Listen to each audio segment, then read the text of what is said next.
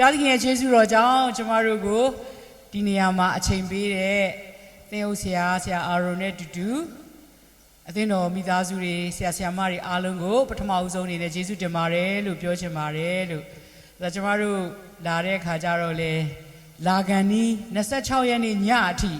ဆရာနဲ့ဆရာလေးမောင်တို့နဲ့ကျမတို့စကားပြောတယ်လာလို့ရလားလို့ဒါပေမဲ့လည်းဘုရားသခင်ရဲ့ကျေးဇူးတော်ကြောင့်ဒီနေရာကိုအောင်မြင်မြင်နဲ့ရောက်လာတယ်ဒီမှာရောက်တဲ့အခါလေအခါလူမျိုးတွေကတော်တော်နှွေးထွေးတယ်နော်ကျမတို့ကိုနှွေးထွေးနဲ့ welcome လုပ်တဲ့အတွက်ကျေးဇူးအများကြီးတင်ပါတယ်အဲ့ဒါကိုလည်းကျွန်မပထမဦးဆုံးအနေနဲ့ပြောကြားချင်ပါတယ်လို့ဒီနေ့ဒီအခါလူမျိုးတွေနဲ့ဆရာကပြောတယ်ဒါပထမဦးဆုံးလားလို့ဟုတ်ကဲ့ပါအခါလူမျိုးတွေနဲ့တွေ့ဆုံရတာဒါပထမဦးဆုံးဖြစ်ပါတယ်လို့ဘုရားသခင်ရဲ့ကျေးဇူးတော်ကိုလည်းချီးမွမ်းမိပါတယ်ကျွန်မရဲ့ဘဝသက်တာထဲမှာလည်းမြန်မာပြည်မြေပုံရဲ့ထိတ်ဆုံးပူတာဝါနဲ့ဆက်သွားလို့ရှင်ပန်ဝါရွာတရွာပဲကြံတော့တယ်လွယ်ကျဲဆိုတဲ့အဲ့ထိရောက်တယ်အောက်ဆုံးအမီအေယာရီမြေဝကျွန်းအောက်ထိပင်လယ်ဝအထိကိုကျွန်တော်တို့ရောက်တယ်ဧဝံဂေလိသတင်းစကားကိုပြောကြားတဲ့အချိန်ကြီးအများကြီးရှိခဲ့ပါတယ်လို့ဒါပေမဲ့မနေ့ကစာအုပ်ကလေးရတယ်ဖွင့်ပွဲမှာအဲ့ဒီဟာဆရာဦးစောထွန်းကျော်ရဲ့အကြောင်းကိုဖတ်လိုက်ရတော့ကျွန်တော်ကြက်သိန်းတောင်ထတယ်ပေါ့နော်တကယ်ပဲဖခင်အတွက်အသက်ရှင်တဲ့ဆရာတစ်ပါးဖြစ်တယ်အခုသာသနာခရီးကိုသူတည်လာတာအနှစ်100ပြည့်သွားတယ်ကျေးဇူးတော်ချီးမွမ်းခြင်းမှာကျွန်မမထိုက်တန်ပဲနဲ့လည်းပါဝင်ခွင့်ရတဲ့အတွက်ကျွန်မကိုတရားဟောဖို့ရန်အတွက်ခွင့်ပေးတဲ့တာဝန်ရှိတဲ့သူတွေဆရာတွေဆရာမတွေမိသားစုတွေအသင်းတော်တွေအားလုံးကိုလည်းထပ်မံပြီးတော့ကျေးဇူးတင်ပါတယ်လို့ဆိုတော့ကျွန်မပြောချင်တာကဘာလဲဆိုတော့တခါပြန်စဉ်းစားရတယ်ပေါ့နော်ဆရာစောထွန်းကျော်ကကရင်လူမျိုးဖြစ်တယ်ဆိုတော့ကရင်လူမျိုးကဘာဖြစ်လို့အခါလူမျိုးကြားထဲမှာလာပြီးဧဝံဂေလိလောက်တာလဲဆိုတော့အဲ့လိုမျိုးလောက်တယ်ဆိုတာကလည်းထူးဆန်းတယ်ကျွန်တော်တို့ကရင်လူမျိုးထဲမှာလည်းနတ်စားတွေအများကြီးရှိတာပဲလောက်လို့ရတာပဲဒါပေမဲ့ဖျားသခင်ကသူ့ကိုဒီနေရာပို့တယ်တဲ့ဆိုတော့သူ့အကြောင်းကိုဖတ်လိုက်တဲ့အခါ2 နှစ်နေမှလူ8 ယောက်လောက်ပဲပြောင်းလဲတယ်ဆိုတော့သူတော်တော်စိတ်ပြက်စရာအကြောင်းရှိမှာပဲဒါပေမဲ့လည်းသူကဖျားပေါ်မှာသစ္စာရှိတယ်ဖျားရဲ့စကားကိုနားထောင်တယ်ဆိုတော့နောက်တစ်ခါစဉ်းစားတယ်ညောင်ရွှေရနဲ့နေကျိုင်းတုံကိုရောက်တယ်တဲ့ရက်20လမ်းလျှောက်ရတယ်တဲ့ဆိုတော့ကျွန်တော်တို့တာချီလိတ်ကနေနေရန်ကုန်ကနေနေပြီးတော့တာချီလိတ်ကနေဒီကိုလာတော့မှတော်တော်ပင်ပန်းတယ်နော်ဒါပေမဲ့လေ तू အရက်20လမ်းလျှောက်တယ်သူ2 နှစ်နေပြီးတော့မှလူ8 ယောက်ပြောင်းလဲတယ်ဆိုတော့သူ့အကြောင်းကိုစဉ်းစားကြည့်လိုက်လို့ရှင်တကယ်အဖို့ခပေးခဲ့တဲ့ဆရာမိသားစုဖြစ်တယ်ဆိုတော့တခါတလေကြောက်လို့ရှင်ကျွန်တော်တို့မှုတော်ဆောင်နေနည်းနည်းလေးပင်ပန်းလာလို့ရှင်ညီးတွားတယ်ဒါပေမဲ့အဲ့ဆရာကိုကျွန်မကြည့်လိုက်ဖတ်ကြည့်တဲ့အခါကျတော့ကျွန်မကြက်သိန်းတောင်ထားတယ်ပေါ့နော်ဘာကြောင့်လဲဆိုတော့ဒီနေ့ကရင်လူမျိုးဖြစ်တယ်နတ်စားတွေကြားထဲမှာဖခင်ရဲ့အကြောင်းကိုလာပြောတယ်ဆိုတော့သူ့အနေနဲ့ကြည့်မယ်ဆိုလို့ရှိရင်တော်တော်ခက်ခဲမှာပဲတော်တော်ကြမ်းတမ်းမှာပဲဆိုတော့သူ့ဘလူးမလည်းမခံလို့ရွာအပြင်မှာနေရတယ်တဲ့ဆိုတော့ကျမတို့ဆိုလို့ရှိရင်လုံမှာမဟုတ်ဘူးအဲ့လောက်ခက်ခဲနေတာမလုံတော့ဘူးတော်ပြီကွာပြန်ပြီးတော့ကြက်ကလေးဘဲကလေးပဲမွေးတော့မယ်ဆိုပြီးတော့သွားမှာပဲဆိုတော့အမှုတော်ဆောင်လုပ်တဲ့ခါကျတော့တစ်ခါတည်းကြာလို့ရှိရင်ခက်ခဲတယ်သူကမမြင်ရသေးတဲ့အရာကိုမျက်မှောက်ပြုနေတာဘာကြောင့်လဲဖခင်ကသူ့အထက်မှာရှိတဲ့အတွက်သူမနေနိုင်ဘူးသူဒီနေ့ဧဝံဂေလိတရားမယုံကြည်သူတွေကိုပြောရမယ်နတ်စားတွေကိုဒီနေ့ဖခင်ကသူ့ကိုအခါလူမျိုးကြားထဲမှာလွတ်တယ်ဆိုတာအကြောင်းမဲ့တော့မဟုတ်ဘူးဆိုတော့ဒီနေ့ပြောင်းလဲလာတဲ့လူတွေကိုကြည်ပြီးတဲ့အခါတကယ်ပဲပီတိဖြစ်တယ်ဝမ်းသာတယ်ပေါ့နော်ဒါတော့လူအများကြီးပဲတရွာလုံးနီးပါးလောက်ပြောင်းလဲသွားတယ်ဆိုတာလေဖက်ရတယ်ဆိုတော့အဲ့ဒါကသူ့ရဲ့ပေးဆက်တဲ့အဖိုးခဖြစ်တယ်သူဖះပေါ်မှာသစ္စာရှိပြီးဖះကိုချစ်တဲ့အတွက်ဒီနေ့ကျမတို့အခါလူမျိုးတွေတကယ်ပဲကဲတင်ချင်းရလာတယ်ဖះနဲ့တိလာတယ်အဲ့အတွက်ဒီဆရာကြီးကိုလည်းကျမတို့ဂုဏ်ပြုပါတယ်ကျေးဇူးလည်းအများကြီးတင်တယ်ဆိုတော့တခါတလေကြလို့ရှိရင်ကျမတို့ရဲ့ဘဝသက်တာထဲမှာလေထာဝရဘုရားပြုတဲ့အမှုကကြောက်စရာကောင်းတယ်ဆိုတော့ဒီနေ့မမြင်သေးတဲ့အရာတွေအများကြီးရှိတယ်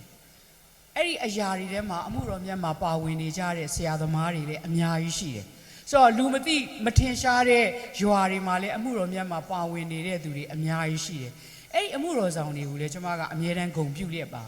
ဘာကြောင့်လဲဆိုတော့အခု2026မှာကျွန်မရဲ့ ရည်ရွယ်ချက် target ကတော့ဖះကိုမသိသေးတဲ့သူတွေကိုဧဝံဂေလိတရားဟောမယ်ဆိုတဲ့target ကလေးထားတယ်။ဘာကြောင့်လဲဆိုတော့ကျွန်မတိုက်ကြီးကနေနေပြီးတော့စင်တွေအများကြီးရှိတဲ့နေရာကိုကျွန်မရောက်သွားတယ်။ရောက်သွားတယ်ဆိုတဲ့အကြောင်းအရာကျွန်မဘန်ကောက်ရောက်နေတဲ့အချိန်မှာ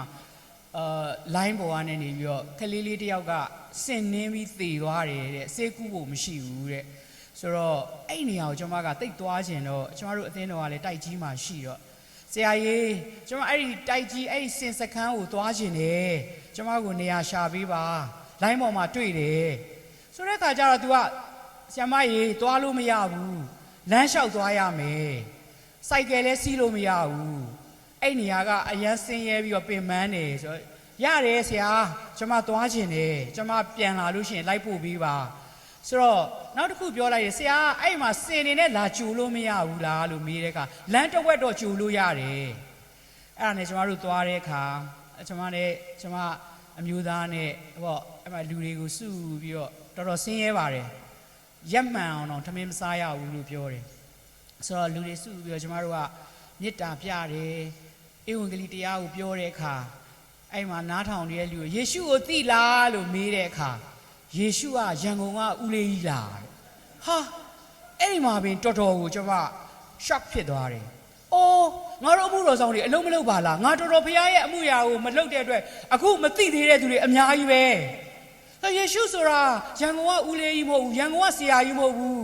ဒီမှာရှိတဲ့သူတွေကိုကယ်တင်နိုင်တဲ့ဖခင်ဖြစ်တယ်။ဆိုတော့သူတို့နားထောင်တယ်။အဲ့ဒါနားထောင်ပြီးကျွန်မ question လေးတွေမေးပြီးတော့မို့ဘိုး1000ပေးလိုက်တော့ဘတ်မဟုတ်ဘူးနော်ကြက်1000ဒီမှာဘတ်ကြီးပဲသုံးတော့ငယ်ငယ်လေးကပြောတယ်ဈေးပေါ်လိုက်တာတဲ့800တွေပါမဟုတ်ဘူးအဲ့ဒါဘတ်လို့ပြောရတယ်ဆိုတော့ပေးလိုက်တဲ့အခါအဲ့ကလေးလေးကကြည်ပြီးတော့အဲ့ပတ်စံဘာလို့မှမသိဘူးဆိုတော့မုတ်ဆိုင်လည်းမရှိဘူးဘာမှမရှိဒါဘာလို့ဖို့လဲဆိုတော့အဲ့လိုဆင်းရဲတဲ့နေရာတွေရှိတယ်ဆိုတော့ကျွန်တော်တို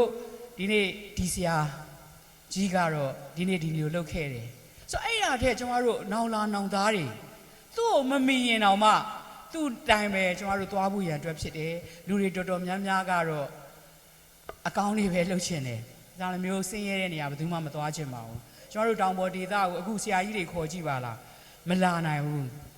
ဒါကြောင့်ဘုရားသခင်ကကောင်းမြတ်တယ်သူတို့စာအုပ်ရှေ့မှာလည်းရေးထားတယ်106ခုမြောက်သောစာလံအပိုင်ငယ်1ထာဝရဘုရားသည်ကောင်းမြတ်တော်မူ၍ဂရုဏာတော်အစဉ်မြဲတည်သောကြောင့်ဂုဏ်ကျေးဇူးတော်ကိုချီးမွမ်းကြလော့ဒီနေ့ချီးမွမ်းတာဘုရားသခင်ကျွန်တော်တို့အခါလူမျိုးပေါ်မှာဘလောက်ကောင်းကြီးပေးနေသလဲဘလောက်ချီးမြှင့်နေသလဲဘလောက်အောင်မြင်နေဆိုတာသူတို့ကြီးပဲချီးမွမ်းလို့ရတယ်ဒါပေမဲ့ဘာဖြစ်လို့လာပြီးတော့အားလုံးကိုခေါ်တာလဲဘုရားသခင်ပြုတဲ့အမှုရာတွေအားလုံးကိုကျွန်တော်တို့တစ်လုံးတစ်ဝတည်းချီးမွမ်းဖို့ရန်အတွက်ဖြစ်တယ်လာကြပါဘာဖြစ်ကျွန်တော်တို့ကိုခေါ်တာလဲကျွန်တော်တို့အခါလူမျိုးစီမှာလေဒီလောက်ဘုရားသခင်ကောင်းမြတ်တာသာသနာအနှစ်တရာအဲ့ဒီလောက်ထိသွားတဲ့နေရာကိုလာပြီးတော့ချီးမွမ်းကြပါဆိုတော့ကျွန်မကိုဖိတ်တဲ့ခါကျတော့ဆရာအာယုံလည်းတစ်ခါမှမမြင်ဘူးပါဘူးဆရာလင်းမောင်နဲ့တစ်ခါပဲမြင်ဘူးတဲ့ချင်းမိုင်မှာသူကကျွန်မတို့သိချစ်တာသူကအရန်လဲဟာသပြောတယ်လူတယောက်ကိုဆွဲလန်းစေတယ်ပေါ့နော်စကားတစ်ခါပြောပြီးစကား10ခွန်းပြောရင်မကောင်းတာ9ခုပါတယ်ဟာသကြီးပဲပြောတစ်ခုပဲကောင်းတယ်ဆရာကဒါချစ်လို့ပြောတာပါလို့ဆိုတော့အရန်ရင်းနှီးသလိုဖြစ်သွားတယ်ဆိုတော့သူဖုန်းဆက်တယ်ဆရာမရေဆရာပထမတော့3ယောက်ပဲပါနော်ဆရာမရေငယ်ငယ်လေးရေဆရာချစ်ရေကျွန်တော်ဦးလေးကဒီမှာနှစ်တရာပြည့်သာသနာပြည့်နှစ်တရာပြည့်ကျေးဇူးတော်ချီးမွမ်းပွဲမှာလာပါဝင်ပေးပါလားလို့ပြောတဲ့အခါကျွန်တော်မစင်စားပါဘူးလာမယ်ဆရာကြီးဒီမှာတော့ဒီလိုရှစ်ဘာမှမလိုဘူးဆရာကြီးဆိုတော့ကျေးဇူးတော်ကြောင့်ရောက်လာတော့ဗောနော်ဆရာကိုကျေးဇူးတင်တယ်လို့ဆရာလေးမောင်ကိုလည်းကျေးဇူးတင်ပါတယ်လို့ဒီနေ့ပြောချင်တာကဘာလဲနောင်လာနောင်သားတွေအမှုတော်မြတ်ကိုဆက်လက်ပြီးတော့လက်ဆင့်ကမ်းဖို့ဖြစ်တယ်ဆိုတော့အခုချိန်မှာနှုတ်ကပတ်တော်ကိုနားထောင်မယ်ဆိုနားထောင်မဲ့လူသိမရှိတော့နှုတ်ကပတ်တော်အစစ်အမှန်ကိုနားထောင်မဲ့သူသိမရှိတော့ဆိုတော့ကျွန်တော်တို့နွားတို့တောက်ရင်တော့မှနွားတို့အစစ်မတောက်ချင်တော့ရေခဲလေးရောလိုက် mix shake လေးလုပ်လိုက်မှအဲ့ဒါမှတောက်လို့ပြောတာဒီနေ့နှုတ်ကပတ်တော်လည်းဒီတိုင်းပဲဆိုတော့အသက်တာထဲမှာကျွန်တော်တို့နိုးထားမှုရှိခြင်းတယ်ဆိုလို့ရှိရင်နှုတ်ကပတ်တော်ကအရေးကြီးတယ်ဆိုတော့ဒီနေ့နှုတ်ကပတ်တော်အားဖြင့်အသက်တာအားဖြင့်ဒီဆရာကြီးကဒီလိုလုပ်ခဲ့တော့ဒီနေ့ပြောင်းလဲလာတဲ့လူတွေအများကြီးတွေ့ရတယ်ဆိုတော့အဲ့ဒီအတွက်လည်းအယံဂုဏ်ပြုပါတယ်ဒီနေ့ပြုလုပ်တဲ့အစီအစဉ်အတွက်လည်းဘုရားသခင်ရဲ့ကျေးဇူးတော်ကိုလည်းချီးမွမ်းပါတယ်လို့ဆိုတော့2နှစ်အတွင်းမှာလူ8ယောက်ပဲပြောင်းလဲတယ်ဆိုတာတော်တော် သူ့အတွက်ကတော်တော်ခက်ခဲလိမ့်မယ်ဘာဖြစ်လို့လဲဆိုတော့ကျမတို့တောင်ကုတ်ရခိုင်နေကြားထဲမှာအေဝံဂေလိလောက်တာ15နှစ်ရှိပြီတယောက်မှမပြောင်းလဲဘူးဆိုတော့ဘာကြောင့်လဲဆိုတော့ဒါကတော့ပြောလို့ရှိရင်တော့အေဝံဂေလိကိုလက်မခံနိုင်ဘူးဆိုတော့ကျမတို့ပခုတ်ကူမှာလည်းမြန်မာလူမျိုးတွေပဲများတယ်အေဝံဂေလိလောက်တာအနှစ်20လောက်ရှိပြီ2ယောက်ပဲပြောင်းလဲတယ်ဒါဒီဆရာ2နှစ်အတွင်းမှာ10ယောက်ပြောင်းလဲတယ်ဆိုတော့မစိုးဘူးပေါ့နော်ဆိုတော့တခါတလားခက်ခဲတွေဖြစ်လာတဲ့အခါကျမတို့အမှုတော်ဆောင်တွေကျမတို့ယုံကြည်သူမိသားစုတွေတာ၍ဆုတောင်းရမယ်ဘုရားသခင်နိုင်ငံတော်အတွက်တကယ်ပဲတတ်နိုင်တဲ့နေရာကပါဝင်ရမယ်ဆိုတာလေးကိုလည်းကျမမြင်ရောက်ပါတယ်လို့ဆိုတော့ကျမဘယ်ကလာလဲဆိုတာကျမလည်းမိတ်ဆက်ချင်ပါတယ်လို့ဆိုတော့ဒီမှာရှိတဲ့သူတွေလည်းမြန်မာစကားကိုနားလည်လိမ့်မယ်လို့မျှော်လင့်ပါတယ်ပထမဦးဆုံးအနေနဲ့ဒီနေ့နှစ်100ပြည့်ကျေးဇူးတော်ချီးမွမ်းခြင်းမှာကျမတို့ MYC ပေါ့နော်မြန်မာ Young Crusader ကိုဖိတ်ခေါ်တဲ့အတွက်ကျေးဇူးအများကြီးတင်ပါတယ်လို့ပထမဦးဆုံးအနေနဲ့ပြောကြားခြင်းပါတယ်ကျမတို့အဖွဲ့အစည်းဖြစ်ပုံလာပုံတော့ကျမနည်းနည်းလေးသက်သေခံပြရစီခုနဘေးနာဆရာကိုပြောတယ်ဆရာတို့ကျမတို့ကိုမိတ်မဆက်ပြီးတော့ဘယ်လူဆရာမှန်းကျွန်တော်မသိဘူးဒါပေမဲ့အဲ့စာအုပ်လေးပေးလိုက်တော့ဒါဆရာအာယုံသူ့ရဲ့အမျိုးသမီးဆိုဆရာတို့ကျမကိုနည်းနည်းလေးတော့မိတ်ဆက်ပေးသင့်တယ်နော်လို့ဒါပေမဲ့ခဏနေကြလို့ရှင်မိတ်ဆက်ပေးပါလို့ဘယ်သူလဲမသိလို့ညလည်းပြောရင်းနဲ့ဒီတိုင်းပဲပျော်ပြီးတော့နားထောင်ပြီးတော့သွားရတယ်ပေါ့နော်ဒါပေမဲ့မိတ်ဆက်ပေးပါလို့လည်းခွင့်တောင်းချင်ပါတယ်ကျမမိတ်ဆက်ပြစီကျမကတော့မြန်မာ Young Crusader မှာအခုအမှုတော်မြတ်မှာပါဝင်စက္ကန့်နေတဲ့ဆရာမတစ်ယောက်ဖြစ်ပါတယ်မြန်မာ Young Crusader ဖြစ်ပေါ်လာပုံကတော့ကျမရဲ့ဖခင်ကနဲ့ဖြစ်ပေါ်လာခြင်းဖြစ်ပါတယ်ကျမရဲ့ဖခင်ကတစ်ချိန်ကမူရစ်စေဝါသမားအရက်သမားဘိန်းစားမကောင်းတာအကုန်လုပ်ပါတယ်ဆိုတော့သူတို့ခေတ်ကတော့အရက်ပဲပေါ်သေးတာပေါ့အရက်ကိုတရက်ကို5-6ပလင်းတောက်တယ်လမ်းတရဲကောင်းဆောင်တရက်ကိုလူတယောက်မရိုက်ရဘူးဆိုလို့ရှိရင်အဲ့လိုမပြောဘူးကျမအဖေကကရင်လူမျိုးဖြစ်ပါတယ်ဆိုတော့ကရင်တွေကဒါအရန်ကြိုက်တယ်အရက်အရန်ကြိုက်တယ်ပေါ့နော်ဆိုတော့ကျမအဖေလည်းအရန်ကြိုက်တယ်ဆိုတော့ तू ကလူဆိုးဆိုတော့ပြေးနဲ့မွေးဆေးဝါးကိုသွေးကြောထဲထိုးလာတယ်ဆိုတော့သူ့ရဲ့မိသားစုအတိုင်းဝိုင်းက nurse တွေဆရာဝန်တွေဖြစ်တဲ့အခါ syringe ကိုကင်နေတာ तू အမြဲတမ်းတွေ့တယ်ဒီမွေးဆေးဝါးနံပါတ်4ကအမုတ်ပဲရှိသေးတယ်အဲ့တော့ဒီအမုတ်လေးကိုဖြော်ပြီးတော့ဒီထဲထိုးရင်ဘယ်လို feeling လာမလဲလို့ तू စမ်းသပ်လိုက်တာရန်ကုန်မြို့မှာပထမဦးဆုံးမွေးဆေးဝါးကိုသွေးကြောထဲထိုးတာအောင်မြင်သွားတယ်ဆိုတော့မွေးဆေးဝါးသမားတွေအကုန်လုံးကဆေးလာထိုးကြတယ်အဲ့တော့တစ်ခါသုံးအမပေါ်သေးဘူးပြုတ်လိုက်ထိုးလိုက်ဆိုတော့ကျမအဖေကလှုပ်ပေးတယ်ဆိုတော့ဆေးရန်ထလာတဲ့အခါအပြုတ်တဲ့အချိန်ကိုလက်မခံနိုင်တော့ဘူးသူထိုးရင်းနဲ့ကျမအဖေ body weight 200ကျော်ကနေနေပြီးလူ2ယောက်တွဲသွားရတဲ့အခြေအနေဒီဖြစ်သွားတယ်ဆိုတော့သူကဘာမှမလုပ်နိုင်တော့ဆိုတော့အမေတွေကသားတွေကိုချစ်တယ်သူသေတော့မယ်ဆိုတာလဲသူ့ကိုသူသိတယ်ဒါနဲ့အဖွားကတားရင်နောက်ဆုံးအနေနဲ့အမေစကားနားထောင်ပါဆိုပြီးတော့ဆေးရုံခေါ်သွားတယ်ဆေးရုံခေါ်သွားတဲ့အခါဆရာဝန်ကြီးကစမ်းသပ်ပြီးတော့အပြင်ထုတ်လိုက်တယ်အန်တီသားကတပတ်အတွင်းသေမယ်တဲ့ဆိုတော့လူတိုင်းသေရမှာကြောက်တယ်ဆိုတော့သူလည်းကြောက်တယ်ဒါပေမဲ့အဖွားကခရစ်ယာန်အဖိုးကဗုဒ္ဓဘာသာဖြစ်တဲ့အခါကျအဖွားကတော့သူ့သားသေရင်ဘယ်ဖះเจ้าမှာချမလဲဘသူတရားဟောမလဲစီစဉ်ဖို့ထွက်မသွားခင်မှာသူတပတ်အသက်ရှင်အောင်မယ်ဆိုတော့တပတ်ကိုဆေးရုံမှာထားခဲ့မယ်ဆိုတော့သူ့ရဲ့ခေါင်းရင်းအောက်မှာကျန်းစာအုပ်ကလေးတုပ်ထားခဲ့တယ်သူဘာမှမပြောဘူးဆိုတော့အဖေကဆေးရုံမှာ nurse မ2ယောက်နဲ့ကြံခဲ့တယ်သူ့ခေါင်းထဲမှာမေးခွန်း3ခုရောက်လာဒီလောကကြီးကိုငါဘယ်ကလာတာလဲဒီလောကကြီးမှာငါဘာလာလောက်တာလဲပြီးရင်ဘယ်သွားမှာလဲဆိုတဲ့အဲ့ဒီမေးခွန်း3ခုရဲ့အဖြေကိုရှာတယ်ဆိုတော့ဘာသာတရားတိုင်းကကောင်းတယ်ကောင်းလာပါပြီဆိုတဲ့ဘာသာတရားကလူကိုမကယ်တင်နိုင်ဘူးဆိုတော့သူ့အဖေရဲ့ဘာသာကိုစဉ်းစားတယ်တားရေကောင်းတာလုပ်ရင်ကောင်းတဲ့နေရာသွားမယ်မကောင်းတာလုပ်ရင်မကောင်းတဲ့နေရာသွားမယ် तू ကောင်းတာတခုမှမလုပ်ခဲ့ဘူး तू အဲ့ဒီဘာသာအရ तू ပဲသွားမလဲမကောင်းတဲ့နေရာပဲသွားမယ်အဖွားကတော့ဘာမှမပြောခဲ့ဘူးသူ့ရဲ့ခေါင်းရောက်မှာကျန်းစာအုပ်ကလေးတအုပ်ပဲထားခဲ့တယ်ဆိုတော့ तू ကျန်းစာကိုဒီလိုဖတ်လိုက်တဲ့အခါရှင်လူက23ကိုဖတ်မိတယ်ဆိုတော့သခင်ယေရှုခရစ်တော်ဘုရားနဲ့ဓမြကြီး2ယောက်လဝါကတ်တိုင်မှာတည်တဲ့အကြောင်းကိုဖတ်မိတယ်ဓမြတစ်ယောက်ကတော့မင်းဖျားဖြစ်တယ်ဆိုငါ့ကိုကယ်ပါလား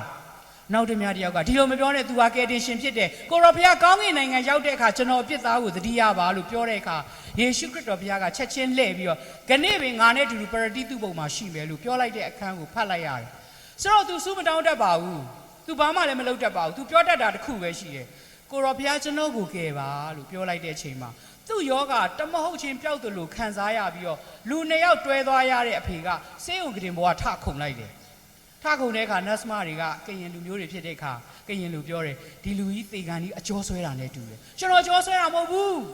ကျွန်တော်ယေရှုခရစ်တော်ဖျားပေးပြောက်တာမင်းဖျားပေးပြောက်တယ်ဆိုဟုတ်တယ်မင်းလာတဲ့ခါစိတ်ဆိုးလိမ့်မယ်ဆိုဆရာဝန်တွေလာစမ်းသပ်တဲ့အခါတပတ်အတွင်းသိမယ်ဆိုတဲ့အဖေကတပတ်အတွင်းဆေးရုံကဆင်းရတယ်အဲ့ဒီအချိန်ကစပြီးတော့သူ့လိုလူဆိုးတွေကိုကယ်တင်မယ်ဆိုပြီးတော့ကျွန်တော်တို့ MYC ဆိုတာစဖွဲ့စည်းဖြစ်ပါတယ် MYC ကတော့လူကောင်းတွေနဲ့ဖွဲ့စည်းထားတဲ့အဖွဲ့အစည်းမဟုတ်ပါဘူးမူရစေဝါသမားတွေအရက်သမားတွေဘိန်းစားတွေဒါပေမဲ့ဘယ်လိုကောင်းအောင်နေလဲဆိုတော့နှုတ်ကပတ်တော်နဲ့အသက်တာကိုပြုပြင်ပြီးတော့နှုတ်ကပတ်တော်နဲ့တည်ဆောက်နေတဲ့သူတွေဖြစ်ပါတယ်လို့ဆိုတော့သူကတော့အနှစ်30အသက်ရှင်ခဲ့တယ်အဲ့အနှစ်30အတွင်းမှာလုပ်ငန်းပေါင်းကြောင်းများစွာလုပ်ခဲ့တယ်ဆိုတော့2003မှာသူဘုန်းတော်ဝင်စားသွားပြီး2003နောက်ပိုင်းမှာကျမကဒီအဖွဲ့အစည်းကိုဦးဆောင်ရတယ်မိမတယောက်အနေနဲ့မခက်ခဲဘူးလားဆိုတအားခက်ခဲတာမူရစေဝါသမားအခုချိန်မှာလူ80ရှိတယ်ကျမတို့လုပ်ငန်း9ခုရှိတယ်နံပါတ်1ချက်မူရစေးဆွဲနေတဲ့လူငယ်တွေအချင်းစာရိတ္တပြုပြင်ပေးတယ်မနေ့ကတော့မှကျမတို့ဒီမှာနေတဲ့အခါလေးတယောက်ရှိတယ်သူ့အဖေကလာနှုတ်ဆက်တယ်ကျွန်တော်သားဆရာမကြီးစီမာနော်ဆိုတော့ကျိုင်းတုံတာချီလိတ်ကပြောင်းလဲလာတဲ့သူတွေလည်းအများကြီးရှိတယ်အဲ့ဒါနဲ့မူရစေးဝါသမားတွေကိုကျမတို့ဆေးဖြတ်ပေးတယ်ဆိုတော့ကျမတို့ဆေးနဲ့ဖြတ်ပေးတာမဟုတ်ဘူးနှုတ်ကပတ်တော်နဲ့သူ့ရဲ့ဘဝသက်တာကိုပြုပြင်ပေးတာကျွန်တော်တို့လုံးဝဆေးမတိုက်ဘူးအယုံစွာဆုံးခေါင်းကိုက်လို့ပါရာစတီမောတောက်ရင်တော့မှ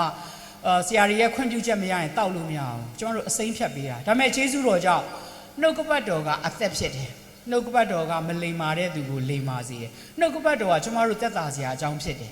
ဆိုတော့ကျွန်တော်တို့ဒီလုပ်ငန်းကိုလုပ်တယ်နောက်တစ်ခုကတော့မိဘမဲ့ကလေးသူငယ်ပြုစုပြောထောင်ခြင်းကျွန်တော်တို့ဒီမှာကလေး185ယောက်ရှိတယ်ဆိုတော့အဲ့ကလေးတွေကိုလည်းကျွန်တော်တို့ပြုစုတယ်နောက်တစ်ခုကတော့ကျွန်မမလုပ်ချင်ဆုံးအလုပ်တစ်ခုရှိတယ်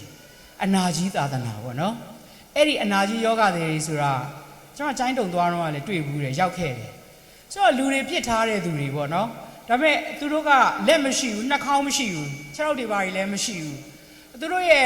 အနာအရည်တွေကတစ်ချိန်လုံးထွက်နေတော့ကျွန်မဒီအလုပ်ကိုမလုပ်ချင်ဘူးဆိုတော့ဒီအလုပ်ကိုစလုပ်တဲ့အခါအငယ်ဆုံးသောသူတွေဖြစ်တယ်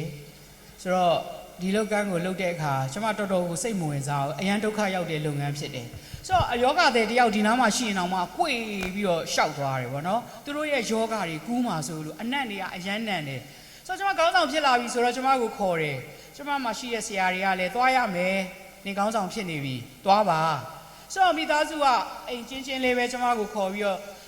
ကျွန်မခေါင်းဆောင်ဖြစ်တယ်ဆိုတော့နှုတ်ကပတ်တော်နဲ့ဝင်ငှရင်းနဲ့အမျိုးသမီးတယောက်ကအနောက်ကိုထသွားသူနဲ့ကျွန်မနဲ့ face to face ဖြစ်နေတယ်ဆိုတော့ကျန်တဲ့လူတွေကဒီဘက်လှုပ်လဲ့နေဆိုတော့သူဘာလုပ်နေလဲဆိုသူလက်မရှိဘူးသူလက်ဖက်တုပ်နေဆိုတော့လက်အိတ်လည်းမပါဘူးလက်ဖက်တုပ်တော့သူမြည်လိုက်ပြန်ချလိုက်ဆိုကျွန်မမြင်နေတယ်တရားဟောရင်းနဲ့စိတ်ကမပျော်တော့ဘူးဒါပြီးရင်ငါ့ကိုကျွေးမှလားမသိဘူးဆိုစိတ်ကမပျော်ဘူးကျန်တဲ့လူတွေကတော့ဒီဘက်လှည့်နေတော့ဘယ်သူမှမမြင်ဘူးသူကလည်းကျွန်မတရားဟောနာတုပ်လက်ကလည်းလက်မရှိဘူးတော်တော်စိတ်ညစ်တာပေါ့နော်ကြည်နေရင်တရားဟောလို့မရတော့ဘူးအဲ့မှာပဲရက်လိုက်တယ်ဒါပေမဲ့ဆင်းရဲတော့လက်ဖက်တုပ်လေးကတိတိလေးပဲခွက်လေးကတိတိလေးကျွန်တော်တို့က6ယောက်သွားတယ်ဆိုတော့သင်အုပ်ဆရာကြီးလည်းပါတော့တကယ်ပဲကျွန်မမျှော်လင့်ထားတဲ့အတိုင်းအဲ့လက်ဖက်တုပ်ကရောက်လာပါတယ်ရောက်လာတဲ့အခါကျွန်မဘယ်လို့မှစားနိုင်မှာမဟုတ်ဘူးကျွန်မအံ့မယ်ဆိုတာကျွန်မသိတယ်ဆိုတော့ကျွန်မလည်းအကြံနဲ့ပေါ့ကျွန်မသွားတဲ့အခါဆရာတွေကိုပြောတယ်နှုတ်မဆက်ဘူးနော်သူတို့ကျွေးတာမစားဘူးနော်ဆိုရတယ်ဆိုပြီးတော့ဆရာတွေကလိန်ခေါ်သွားတာဟိုလဲရောက်ကောကျေးဇူးတော်ချီးမွမ်းပြီးတော့ကဲမင်းကခေါင်းဆောင်ဖြစ်ပြီးစားတော့ဆိုတော့ကျွန်မအရန်စိတ်ဆိုးတယ်ဆိုအဲ့ကျွန်တော်ယောဂတွေကလည်းမတည့်ရပြီးကြည်နေတယ်ဆိုတော့ကျွန်မကတော့ကဲဆရာကသင်အုပ်ဆရာဖြစ်တယ်ဆရာအရင်စားပါဆိုပြောလိုက်တယ်ဆိုတော့တယောက်တစ်စုံနိုင်ရင်ကျွန်မအလဲကြရင်ကုန်ပြီရပြီ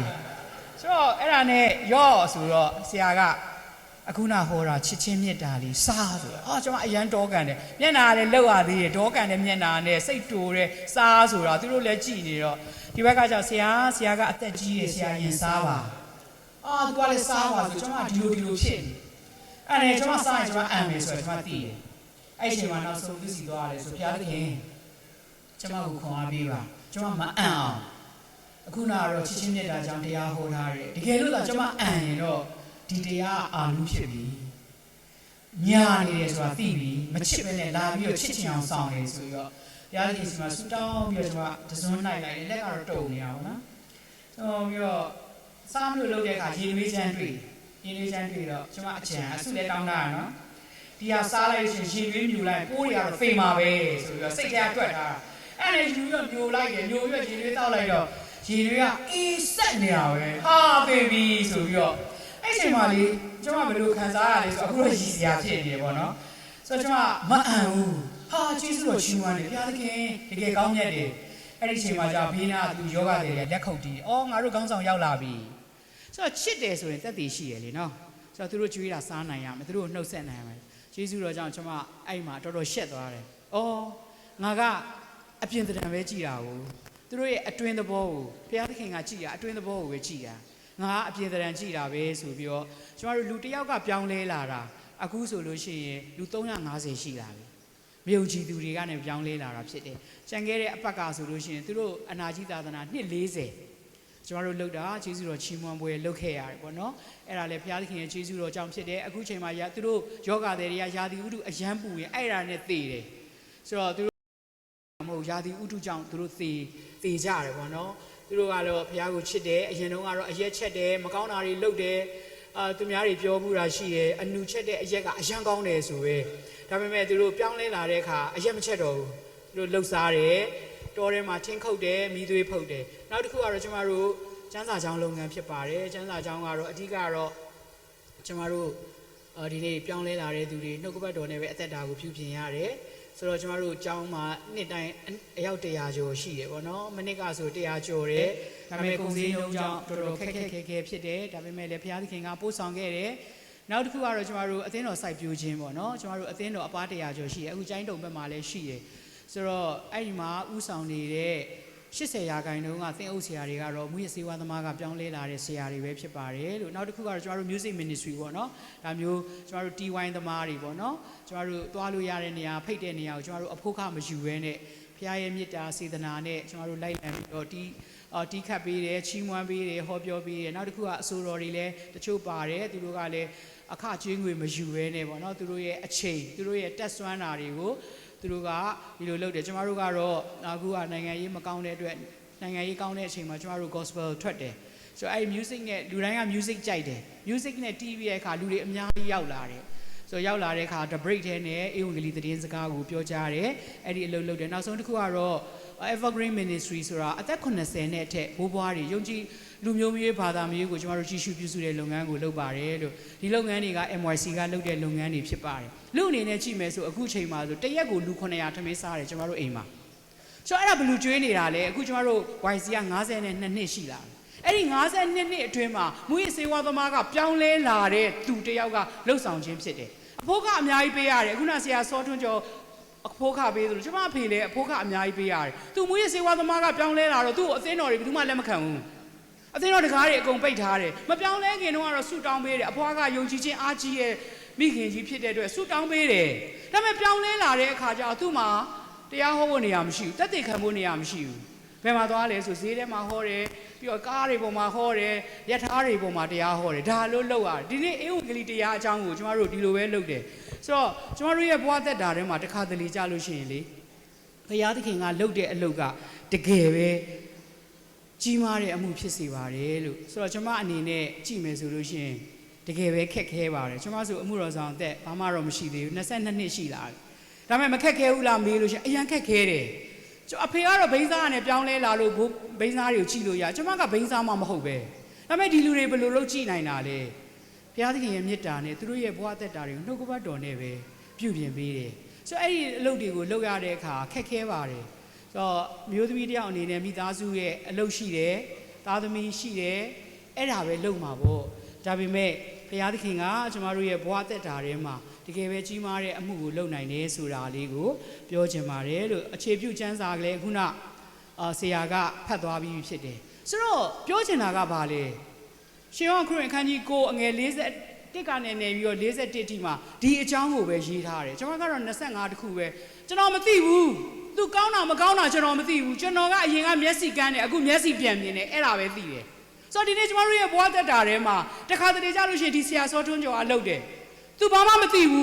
းသူသွားမယ်နေရာလဲသူမသိဘူးဒါပေမဲ့ဖခင်ကောင်းမြတ်တယ်ဆိုတဲ့အကြောင်းအရာကိုပဲသူပြောချင်တာကြံတာဘာမှမရှိဘူး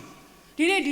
ီမျက်စိကန်းနေတဲ့လူကသွားနေတဲ့ယေရှုခရစ်တော်ဘုရားကသူ့တပည့်တွေကမေးတယ်သူ့ရဲ့နောက်ခံသမိုင်းကတော့ဘာလဲ ဒီလူကလေသူမိဘအဖြစ်ကြောင့်မျက်စိကန်းတာလားဒါမှမဟုတ်လို့ရှိရင်သူ့အဖြစ်ကြောင့်မျက်စိကန်းတာလားသူမွေးကလေးကမျက်စိကန်းနေတာဒါမဲ့ယေရှုခရစ်တော်ဘုရားကပြောလိုက်တယ်ငါအမှုပြုမဲ့အရာအတွက်ဖြစ်တယ်ဆိုတော့ဒီနေ့ကျွန်မဖတ်တယ်စဉ်းစားတယ်ဒီဆရာကြီးကိုဆိုသူလည်းလုံနေတဲ့အလုပ်ကသိကြောက်စရာကောင်းတယ်မမြင်ရဘူးသူ့မှာယုံကြည်ခြင်းတစ်ခုပဲရှိတယ်ဆိုတော့သူနားထောင်တယ်ဖခင်စကားကိုသူနားထောင်တယ်ဖခင်ကဒီနေရာသွားပါဒီဆရာတွေကခေါ်လို့သူသွားတယ်ဒါပေမဲ့သူ့ရဲ့အသည့်တွေအတိုင်းဝိုင်းတွေကရင်လူမျိုးတွေတယောက်မှမရှိဘူးရှိတာကတော့အခါလူမျိုးတွေကြားထဲမှာသူအလုပ်လုပ်ရတယ်ဆိုတော့ဒီနေ့ဒီအမှုအရာဒီမျက်စိကန်းနေတဲ့လူကိုလေယေရှုခရစ်တော်ဘုရားကမျက်စိမြင်စေတယ်သွားယေရှုလောင်ကံမှာသွားပြီးတော့ဆေးလိုက်ဆိုတော့သူနာခံတာယုံကြည်ခြင်းရှိတာဆိုတော့ဒီနေ့ဒီဆရာကလည်းနာခံတယ်မင်းသွားလေဆရာတွေကခေါ်တယ်မင်းဒီကိုပို့ပါပို့တယ်သွားတယ်လာတယ်ဒါပေမဲ့ तू ခက်ခဲလားဆိုအရန်ခက်ခဲတယ်ဆိုတော့ဒီနေ့ဒီမျက်စိကန်းတဲ့လူကလည်း तू သွားတယ်တကယ်လို့ तू မသွားခဲ့ရင် तू အမိတ်မနာခံလို့ရှိရင် तू မျက်စိပြန်မြင်နိုင်စရာအကြောင်းမရှိဘူးဒီနေ့ဘာလို့ပြန်မြင်တာလဲဘုရားစကားနားထောင်လို့ယုံကြည်ခြင်းရှိလို့မြင်သွားတယ်ဒီနေ့ဒီဆရာကလှုပ်လိုက်တာနတ်စားတွေအကုန်ပြောင်းလဲလာတယ်အဝမ်းသာစရာပဲဒါသူ့ကြောင့်မဟုတ်ဘူး तू ကဘုရားသခင်ရဲ့ခြေဆုတော်ကြောင့်ဖြစ်တယ် तू ဆုတောင်းချက်ကလေးကိုလည်းကျွန်မဖတ်တဲ့ကအရန်ကြက်သိမ်းထားတယ်ဒီလူဒီနတ်စားတဲ့အမျိုးသမီးလာတယ် तू မြည်လေးနေမကောင်းဘူးဆုတောင်းခိုင်းတယ်ဒါဘုန်းတော်ထင်ရှားဖို့ရန်တော်ရဖြစ်တယ်ဒီနေ့မျက်စိကန်းတဲ့သူရောက်လာတာမဟုတ်ပါဘူးတွေ့တာဘုရားသခင်ကရှိလောင်ကံမှာသွားဆေးလိုက်ယေရှုခရစ်တော်ဘုရားရှိလောင်ကံမှာသွားဆေးလိုက်ဒီမြီးလေးကိုသူဆူတောင်းပေးလိုက်တယ်ပျောက်သွားတယ်တဲ့မိသားစုတွေအကောင်လုံးယုံကြည်သူဖြစ်လာတယ်ဟာဝမ်းသာစရာပဲဆိုတော့ဒီနေ့ဒါယုံကြည်ခြင်းပဲ तू မမြင်ရပါဘူး तू ပြောင်းလဲလာမယ်လို့လည်း तू မထင်ပါဘူးဆိုတော့သူ့ရဲ့ယုံကြည်ခြင်းကဘာလဲ तू ဆူတောင်းရင်ရမယ်ဆိုတဲ့အရာဒီအမျိုးသမီးကလည်းသိလို့ငါတို့ခရစ်ယာန်ဆရာစီမှာသွားဆူတောင်းရအောင်လေဆိုတော့ဖခင်သခင်ရဲ့အချိန်ညာကြီးကြာလာတဲ့အခါဘယ်သူမှမနေနိုင်ဘူးနော်ဆိုတော့ဒီလောက်ရွာမှာဒီလောက်တကိုးရှိတဲ့လူကမရှိတော့အဲ့လိုရွာတွေမှာဆိုသူ့ကိုကြောက်ရတယ်တဲ့အားလုံးကဒါပေမဲ့ဒီလိုဖြစ်လာတာကအကြောင်းပဲမဟုတ်ဘူးသူ့မိသားစုပြောင်းလဲတော့တရွာလုံးပြောင်းလဲလာတာပေါ့ဒီနေ့မျက်စိကန်းနေတဲ့လူကသွားဆေးလိုက်ဆိုသူမြင်သွားတယ်ဆိုတော့ prophet ပါရီရှယ်တွေကအဲ့ဒီလူဆိုသွားမယုံနဲ့ကျွန်တော်မသိဘူးကျွန်တော်ရင်ကမျက်စိကန်းတယ်ကျွန်တော်အခုမျက်စိမြင်တယ်ဒါပဲသိတယ်ဒီနေ့ကျွန်တော်တို့ရဲ့ဘဝသက်တာတွေမှာသခင်ယေရှုခရစ်တော်ဘုရားကိုရရှိတဲ့သူတွေကပြောင်းလဲသွားတယ်ဒီနေ့ဒီမှာရှိတဲ့မိသားစုတွေထိုင်နေတယ်ကျွန်တော်တို့ခရိယန်ပဲထိုင်လို့ရှိရင်အဲ့ခရိယန်ပဲဖြစ်မှာဒါပေမဲ့ယေရှုခရစ်တော်ဘုရားကိုမိမိရဲ့စိတ်နှလုံးထဲမှာကယ်တင်ပါရှင်ဖြစ်ယုံကြည်လက်ခံတဲ့သူဟာအတွင်းသဏ္ဍာန်အပြည့်သဏ္ဍာန်အလုံးပြောင်းလဲသွားတယ်ပြောင်းလဲရမယ်ဘာကြောင့်လဲဒီတိုင်းပဲပုံမှန်ပဲဖျားရှိုးနေတာထက်ဆိုင်ကျမတို့ဘေးနားမှာလူတွေအများကြီးရှိတယ်မယုံကြည်သေးတဲ့လူတွေအများကြီးရှိတယ်ကျမတို့ရဲ့သက်သေအဖြစ်ဧဝံဂေလိတရားပြောကြားလို့ရတယ်ဒီနေ့စာအုပ်ထဲမှာတွေ့တယ်၅ချက်ထဲမှာဧဝံဂေလိပွဲတာပြန့်ပွားဖို့လည်းပါတယ်မူရစေဝါကင်းစင်ဖို့လည်းပါတယ်ဆုတောင်းနေတာဆိုတော့ဒီနေ့ဧဝံဂေလိသတင်းစကားကိုပြောဖို့ကကျမတို့ရဲ့တာဝန်ဖြစ်တယ်ဒီနေ့အဲ့ဒီလူကဧဝံဂေလိမပြောဘူးနော်ကျမ်းစာလည်းသူမတက်ဘူးဒါပေမဲ့သူ့မှာဖြစ်တဲ့လက်တွေ့ပဲသူပြောတာငါမသိဘူးငါရင်ကမျက်စိကန်းတယ်အခုမြင်ပြီအဲ့သူ့ကြောင့်ပဲဆိုတော့ဒီနေ့ကျမတို့ရဲ့ဘဝသက်တာထဲမှာယေရှုကကျမတို့ရဲ့ဘဝသက်တာထဲမှာဘာတွေလုပ်နေလဲဘာတွေထူးခြားနေလဲမထူးခြားရင်တော့သေချာလက်ခံပါကျမရဲ့ဘဝသက်တာထဲမှာထူးခြားတယ်ကျမဘာမှမဟုတ်ဘူးကျမမျိုးသမီးတယောက်ဒီနေ့လူပေါင်းပြောင်းများစွာကိုဥဆောင်နေတာအမှုတော်ဆောင်200ရှိတယ်နော်အမှုတော်ဆောင်တွေကပိုကြောက်စရာကောင်းတယ်ဘိန်းစားတွေထက်ကြမ်းကြေနေတာပဲဒါပေမဲ့အဲ့ဒီလူကိုကျမတို့ဘာလို့ဥဆောင်နိုင်တာလဲဘုရားသခင်ရဲ့ကျေးဇူးတော်တက်ကြောင်းကျမဘာမှမတတ်ဘူးကျမအမျိုးသမီးတယောက်ဒါပေမဲ့ဖခင်သခင်ပါရင်အားလုံးဖြစ်တယ်ဒီနေ့ကျမတို့ယုံကြည်သူမိသားစုတွေရဲ့အသက်တာထဲမှာအရင်ကကမ်းမစေယေရှုကိုတွေ့ရင်တော့ပြောင်းလဲသွားတယ်ဒီနေ့မူရစေဝါသမားတွေပြောင်းလဲလာတယ်ယောဂသည်တွေပြောင်းလဲလာတယ်ဘာကြောင့်လဲယေရှုနဲ့တွေ့လို့ဒီနေ့မျက်စိကန်းတဲ့လူကယေရှုနဲ့တွေ့လို့ပြောင်းလဲလာတာသူ့ရဲ့ဘဝသက်တာထဲမှာဘာမှမထူးကြဘူးနော်ဘာမှလည်းမတက်ဘူးဒါပေမဲ့သူ့ရဲ့ဘဝသက်တာထဲမှာဘာဖြစ်နေတာလဲကျွန်တော်ရင်ကကန်းတယ်ဗျာအခုမြင်တယ်ဗျာအဲ့ဒါယေရှုကြောင့်ပဲဒီနေ့ကျွန်တော်တို့ယုံကြည်သူမိသားစုတို့ရေဝိညာဉ်မျက်စိတွေပွင့်ဖို့ရန်ရည်ကြီးတယ်သဘောထားကြီးဖို့လိုတယ်ကျွန်တော်တို့တက်နိုင်တဲ့ဘက်ကပေါ့ဆူတောင်းတာလဲဆူတောင်းပေါ့ ပါဝင်နိုင်လဲပါဝင်ပေါ့တပည့်စီလဲရင်လဲလှဲပေါ့ပြောင်းလဲခြင်းတွေရှိရမယ်ယေရှုကိုရတဲ့လူကတော့အလာနဲ့အပြန်မတူဘူးတဲ့ဒီနေ့ကျမတို့မိသားစုဘုရားသခင်ရဲ့မြတ်တာတော်ကိုခံစားရတယ်ဒီနေ့ဒီလောက်ကောင်းကြီးမင်္ဂလာအနှစ်တရာအထိဒီလိုဆက်လက်ပြီးတော့စီးဆင်းတယ်ဆိုတာလွယ်တဲ့အလုပ်တော့မဟုတ်ဘူးနော်တော်တော်ခက်ခဲအခုဆရာတော်မအနှစ်40ကျော်ပြီလားမသိဘူးအမှုတော့60ဟာ30ကျော်တယ် तू ဘယ်လောက်ခက်ခဲမလဲမေးကြည့်လိုက် तू ဘယ်လောက်ခက်ခဲမလဲအသင်းတော်မှာရှိတဲ့လူတွေကိုညှိရတာတော်တော်မလွယ်ဘူးကျမလည်းတော်တော်မလွယ်ဘူးအဲ့ရထားလို့မနဲ့ယုံသွားလို့ရှင်ပြဿနာတွေရှင်းရတာနဲတာမဟုတ်ဆုတောင်းခြင်းမပါရင်ဘာမှမအောင်မြင်ဘူး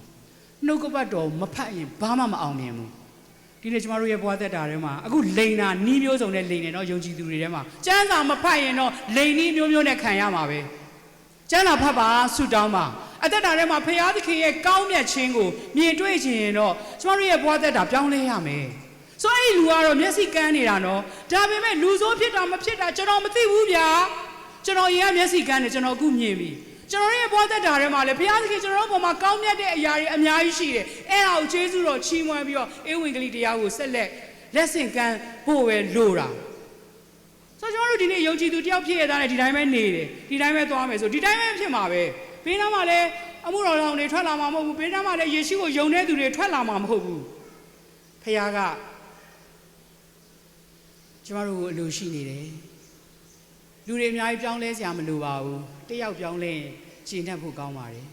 အဲ့ဒီအားဖြင့်များစွာသောဝိညာဉ်တွေကိုရိတ်သိမ်းနိုင်မှာဖြစ်တယ်ဆိုတော့ကျွန်တော်တို့အားဖြင့်ပြောင်းလဲရမယ်ဒီနေ့ကျွန်မအရင်ကဘာမှမလုပ်တတ်ဘူးဒီနေ့လုပ်တတ်တယ်ဘာကြောင့်လဲယေရှုကြောင့်ဒီနေ့ကျွန်တော်တို့အသက်ရှင်ခွင့်ရတယ်ဆိုတော့အဲ့ရထတာနဲ့ကိုယ့်အကိုထတာမဟုတ်ဘူးနော်ဖခင်သခင်အခွင့်ရှိလို့ထရတာတခါတလေကြားလို့ရှိရင်လူကကိုပဲငါကျမ်းမာလို့ကျမ်းမာရေးနဲ့လည်းသိနိုင်တာပဲ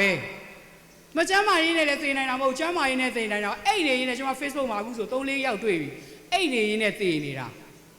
နိုးထခွင့်ကိုဖခင်သခင်ပဲပေးနိုင်တယ်ကျွန်တော်တို့ကျေးဇူးတော်ချီးမွမ်းရမယ်အသက်တာထဲမှာဒီလောက်ခက်ခဲနေတဲ့အချိန်မှာဖခင်သခင်ကကျွန်တော်တို့ကိုလုံခြုံမှုပေးနေတယ်နေ့တူကစားဖို့တောက်ဖို့ပြင်ဆင်ပေးနေအဲ့ဒီအတွက်ကျေးဇူးတော်ချီးမွမ်းရမယ်အဲ့ဒီကျေးဇူးတော်ချီးမွမ်းခြင်းကတပါးသူတွေအတွက်သက်သေဖြစ်တယ်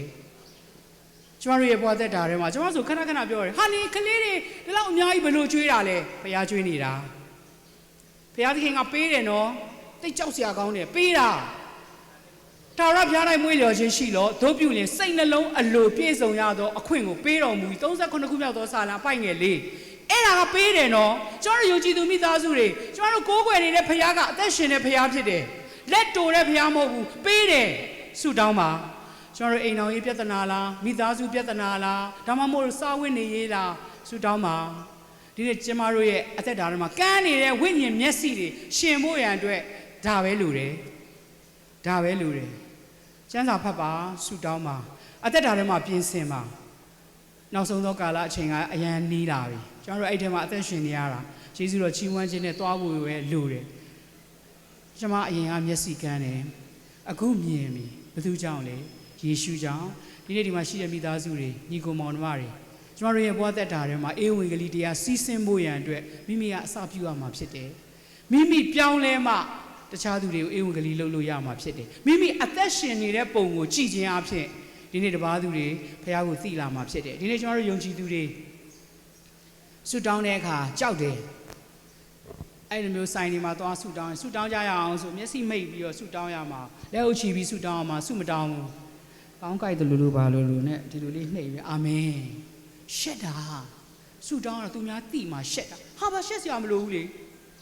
ငါတို့ဘုရားကိုချီးမွမ်းတာဒါဧဝံဂေလိတရားပဲဟာဒီလူတွေဘာလုပ်တာလဲဆုတောင်းတာဘယ်သူ့ကိုဆုတောင်းတာဖခင်ကိုဆုတောင်းတာသူတို့သိလားဟာဒီကောင်တွေဒီလူတွေခရိယန်တွေပဲလောကကြီးကိုမှောက်လန်မဲ့သူတွေလားမသိဘူးအဲ့လိုမျိုးကြွေးကြော်ရအောင်အခုကလောကကြီးမပြောနဲ့စလုံးတစ်လုံးတော့မမှောက်နိုင်တော့ယုံကြည်သူတွေကျွန်တော်ရဲ့ဘဝသက်တာထဲမှာယုံကြည်မှုရှိပါဘုရားသခင်တတ်နိုင်တယ်မျက်စိမမြင်တဲ့သူတော်မှမျက်စိပြန်မြင်စေတဲ့အရှင်ကဒီနေ့ကျွန်တော်တို့လိုအပ်နေတာအားလုံးကိုဘုရားကသိတယ်ဆုတောင်းပါဝိညာဉ်မျက်စိရှင်သန်ဖို့ရန်အတွက်ကျွန်တော်တို့နှုတ်ကပတ်တော်နဲ့သွားဖို့အနေငယ်ပဲခွန်အားပေးရင်းနဲ့ရောက်စီတိုင်းပေါ်ဘုရားသခင်ကောင်းကြီးပေးပါစေ